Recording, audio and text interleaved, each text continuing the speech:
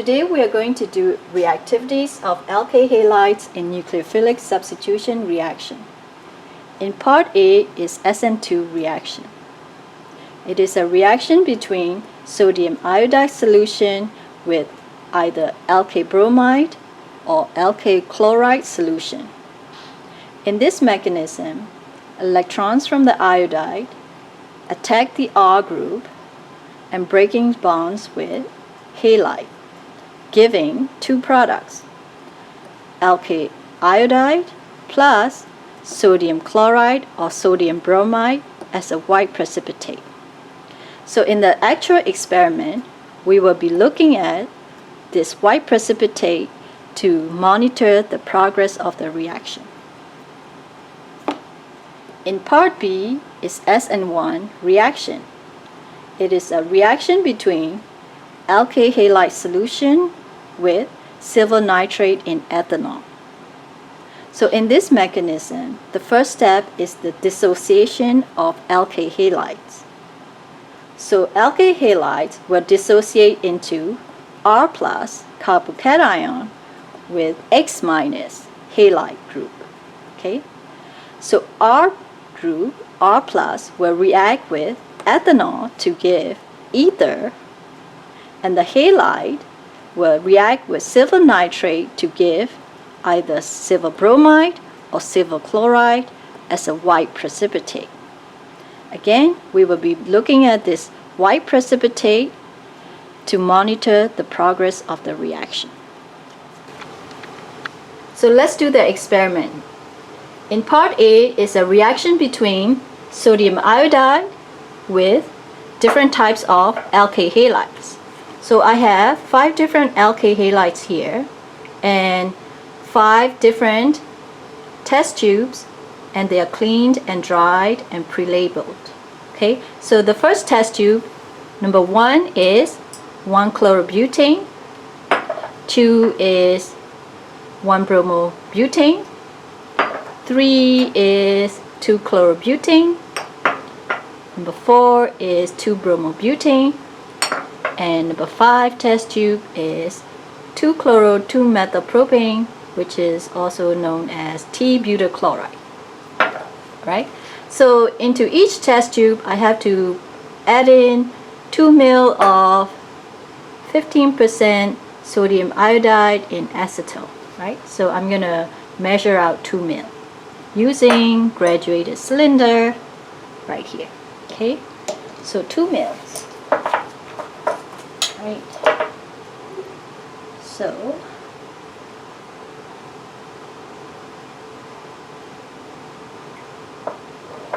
let's see.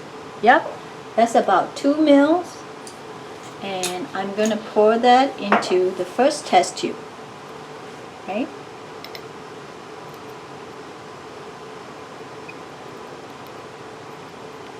Okay. So I'm going to use this height, since they are all the same size of test tube. I'm going to use this size, add in sodium iodide solution into the rest of the test tube. Yeah, I'm not going to measure anymore. I'm just going to use the height. Okay, and approximate from there. Okay.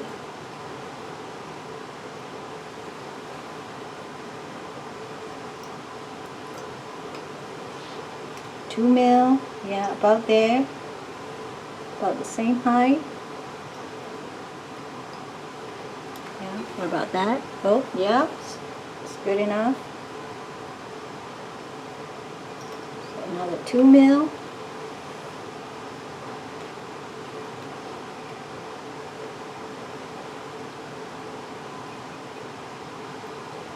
To the last test tube. Okay. It's good enough. And now I have to add the alkyl halides, 4 drops, right, for each alkyl halide into each test tube, and observe the reaction at room temperature. Okay, let me do that. So the first test tube, let me open all these. So the first test tube is 4 drops. right? So 1, 2, 3, 4. 1 chlorobutane, and shake it. Okay. To do the second one, 1 bromobutane, 4 drops.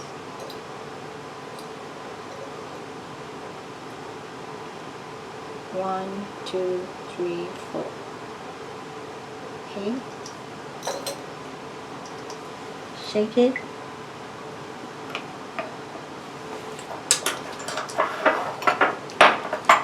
To chlorobutane, to the third test tube, 4 drops.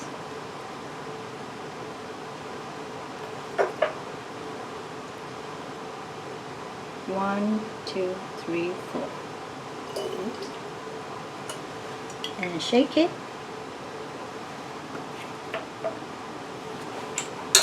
And 4, 2 bromobutane.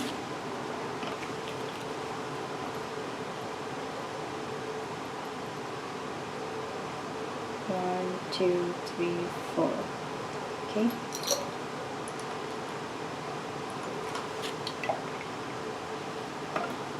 Shake it,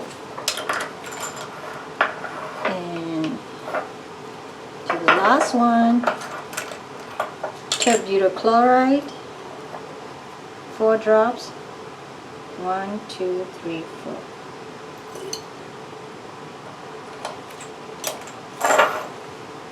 Shake it. Alright, so you notice the second test tube is already reacting. So maybe I can zoom in a little bit. Yeah. So this the first test tube is 1 chlorobutane, so you can see it better. Yeah, at room temperature, and record down the observation. So it's been about a minute now, right? Okay. How long are you supposed to wait? 3 minutes. So this is number 2 test tube. Okay, and I want you to write down the observation. Number 3.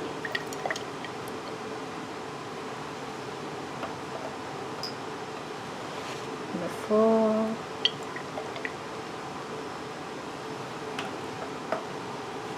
Number 5. Okay, we're supposed to wait maybe about 3 minutes, okay? So it's been about 3 minutes, and you can tell some of the test tube is clear and some have white precipitate, right? So the one that is clear, number 1, 3, 4, and 5, I'm gonna put those test tube in a hot water bath, right? I have already prepared the water bath here at 50 degrees Celsius, right? So I'm gonna put these test tube in there. So it's been about a minute in 50 degrees Celsius water bath. So let's pull out the test tube. So this is number 1 test tube. You can see a little bit of white precipitate. Okay, I'm gonna put it back in a test tube rack, right? We will look at it again later. Alright, so this is number 3. This is number 4. Okay, and this is number 5. Right? Let's turn the camera around. Okay, so this is what we have. Maybe let me wipe off the test tube. It's kind of wet. And let's take the observation again. So first one is 1 chlorobutane, right? Remember, at room temperature it was clear, and now after heating in a hot water bath, about 50 degrees Celsius, right? Water bath, maybe with a darker background, you can see a little bit of precipitate. Yeah, so take down the observation. So yeah, okay, that's number 1. Remember number 2, this is a white precipitate that we got at room temperature, right? We already note this down. And I did not put this number 2 in a hot water bath. This is just from room temperature, okay? It's number 2. And number 3, after 1 minute at hot water bath, right? I'll give you the darker background, maybe you can see those. Okay, it's number 3. This is number 4.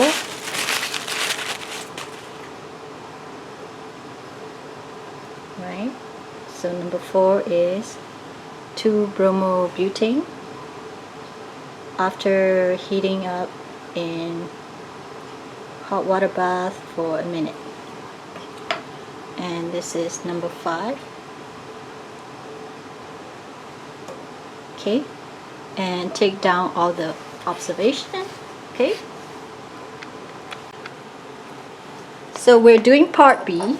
So part B is the reaction between 1% silver nitrate with different alkyl halides, right? So I have pre-labeled clean test tube, different test tubes again, and they are labeled accordingly. The first test tube is 1 chlorobutane. Second test tube is 1 bromobutane. Third test tube is 2 chlorobutane. Fourth test tube is 2 bromobutane, followed by T-butyl chloride. Yes, and I have measured out the silver nitrate 2 ml volume into each test tube.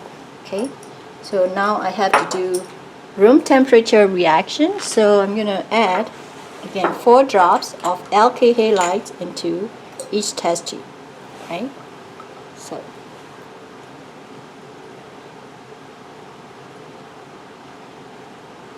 one, 2, 3, 4. Okay, so this is 1 chlorobutane, right?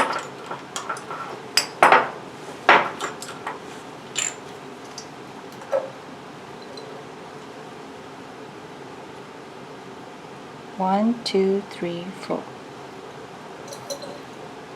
It's 1 bromobutane.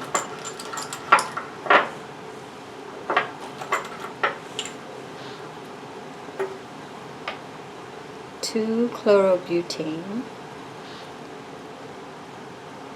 1, 2, 3, 4. Shake it. Okay. Number 4 is 2 bromobutane.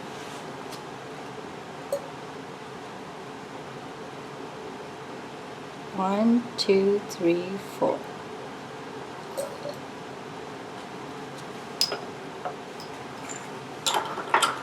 And 5 is T-butyl chloride. 4 drops. 1, 2, 3, 4. Oh, look at that. See that? It's at room temperature. Okay. Wow, something's happening. Oops. Alright, let's zoom in and bring it closer. Alright, look at that. So, take down the observation. This is at room temperature, test tube number 1. Okay. Test tube number 2. Test tube number 3. Test tube number 4. And number 5. Okay. Okay, so I'm gonna wait 1 more minute and we'll come back to this. So this is after 3 minutes at room temperature, right? Alkyl halides with silver nitrate solution. So it seems like the first 3 test tube doesn't have a lot of precipitate. So I'm gonna put this first 3 test tube into hot water bath, which which I have it here, boiling water, hot water, at 100 degrees Celsius. So right here, zoom in here. So that's not right. So this is about 100 degrees Celsius. It's getting a little too hot. I'm going to put the first 3 test tubes in there. Okay, and I'm gonna wait a minute and we'll come back to this. Okay, alright, so it's been 1 minute and I'm gonna turn off the heat and let's take out the test tube. So after 1 minute, so this number 1, this is what it looks like, right? After 1 minute in 100 degrees Celsius hot water bath. Okay, and this is number 2. Wow, look at that. Yeah, so this is number 2. And this is number 3. Yeah. So this is after a minute or so, okay? So let's zoom into that. Okay. So this is what it looks like. Now that we have done the experiment, I want you to think about what is happening in terms of mechanism in the reaction. So in part A is SN2 reaction. So in terms of mechanism, think about how easy for this iodide to attack the primary halide, or how difficult for the iodide to attack the tertiary halide in terms of steric hindrance. So you notice this is primary halide, this is secondary halide, and tertiary halide. So in part B is SN1 reaction. So in terms of mechanism, think about how these primary, secondary, and tertiary halides will dissociate to form carbocations, and think about which carbocations is more stable for the reaction to progress rapidly.